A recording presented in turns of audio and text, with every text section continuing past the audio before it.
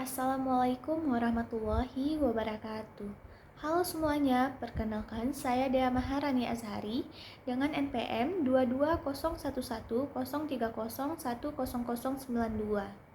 Sebelumnya, hormat saya kepada Ibu Nita Erika Aryani, SEAKMSI, selaku dosen pengampu mata kuliah Auditing 2. Baiklah, di sini saya akan mempresentasikan materi yang berjudul Jasa Akuntan, Tren dan Isu. Jasa akuntan. Dalam dunia akuntansi, ada dua jenis jasa utama yang dapat diberikan oleh akuntan publik, yaitu melalui yang pertama kantor akuntan publik, yang kedua melalui kantor jasa akuntansi. Pada kantor akuntan publik dapat memberikan jasa asurans dan juga dapat memberikan jasa non-asurans. Namun, pada kantor jasa akuntansi hanya dapat memberikan jasa non-asurans saja, yang mana jasa asurans merupakan jasa audit atau pemeriksaan laporan keuangan. Nah, kalau jasa non-asurans merupakan jasa selain dari jasa audit. Contohnya seperti konsultasi pajak, pembukuan, atau saran dari manajemen.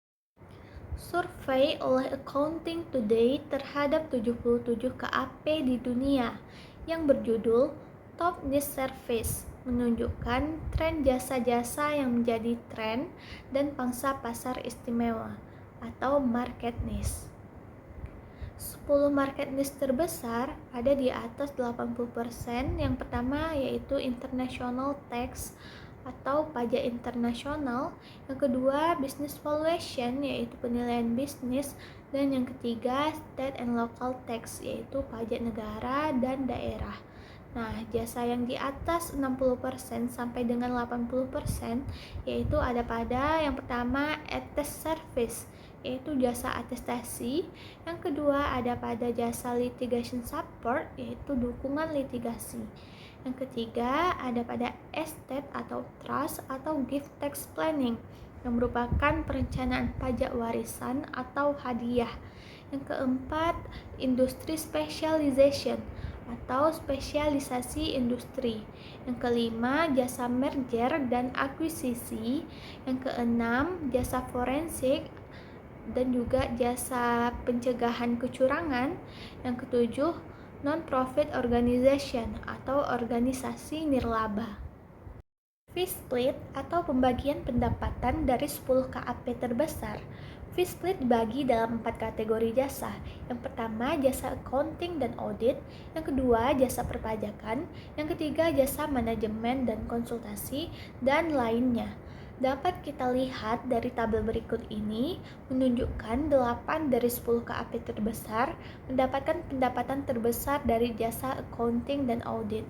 KAP tersebut terdiri dari yang pertama PwC, yang kedua Ernst & Young, yang ketiga KPMG, yang keempat McGladrey, yang kelima Grant Thornton, yang keenam BDO, yang ketujuh Clifton Larson Allen, yang kedelapan Kondrasnik, dan 2 KAP lainnya mendapatkan pendapatan terbesar dari jasa manajemen dan konsultasi.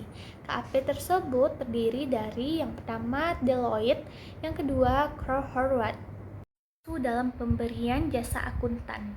Dalam dunia akuntansi saat ini terjadi tren di mana kantor akuntan publik tidak hanya memberikan jasa audit, tetapi juga menawarkan berbagai jasa non-audit seperti konsultasi pajak, penilaian bisnis, merger dan akuisisi, serta layanan manajemen lainnya. Hal ini terjadi karena perusahaan semakin membutuhkan bantuan dalam berbagai bidang keuangan dan strategi bisnis, dan KAP dianggap memiliki keahlian untuk itu. Namun, tren ini juga menimbulkan isu penting, yaitu tentang independensi auditor. Ketika auditor memberikan jasa tambahan kepada klien yang juga diauditnya, bisa muncul konflik kepentingan.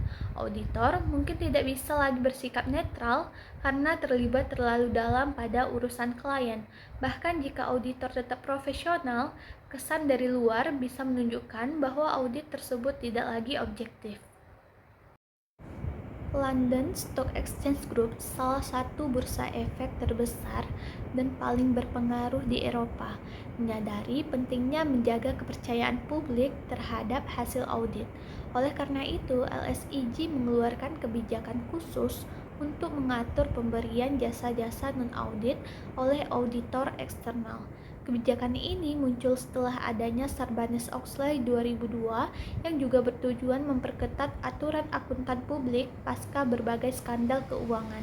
LSEG membagi jasa non-audit menjadi 3 kategori, yaitu yang pertama yang sepenuhnya sejalan atau wholly compatible dengan jasa-jasa audit independen, yang kedua yang berpotensi tidak sejalan atau potentially incompatible dengan jasa-jasa audit independen dan memerlukan pertimbangan kasus demi kasus. Yang ketiga, yang sepenuhnya tidak sejalan atau wholly incompatible dengan jasa-jasa yang sepenuhnya sejalan atau wholly compatible dengan audit independen adalah sebagai berikut. Yang pertama, setiap peran pelaporan yang independen sehubungan dengan laporan keuangan. Yang kedua, setiap jasa yang terkait dengan pelaporan keuangan sehubungan dengan kegiatan merger dan akuisisi termasuk upaya takeover.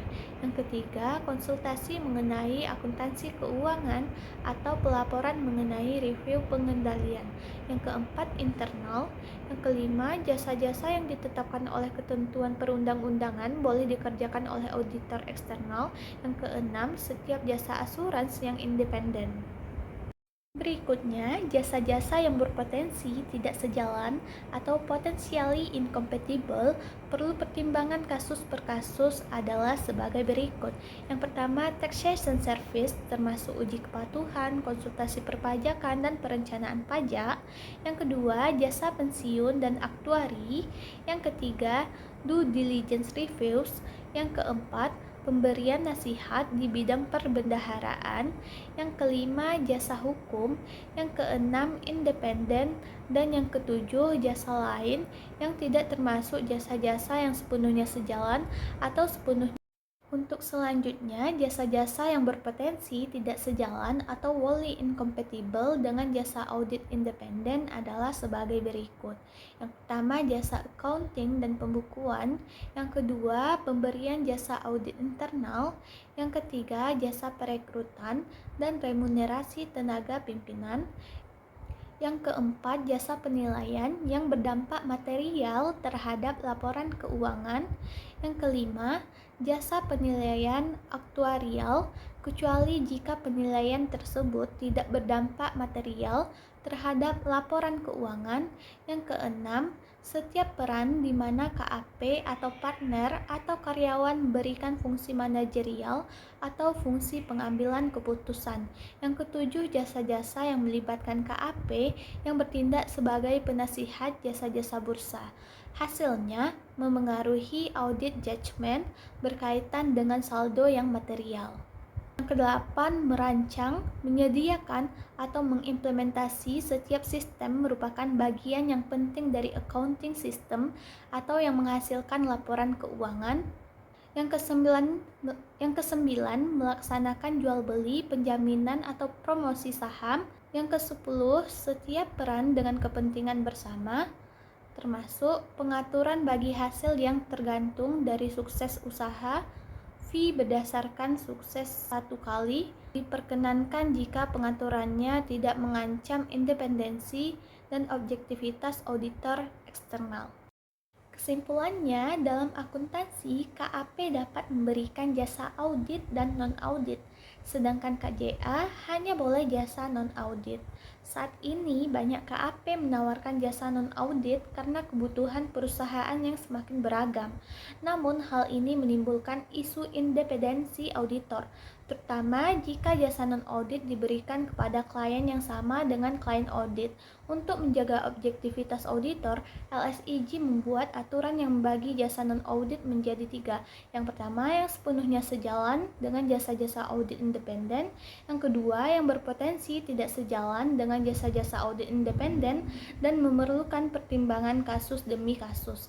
Yang ketiga, yang sepenuhnya tidak sejalan dengan jasa-jasa audit independen. Tujuannya adalah agar auditor tetap netral dan hasil audit dapat dipercaya.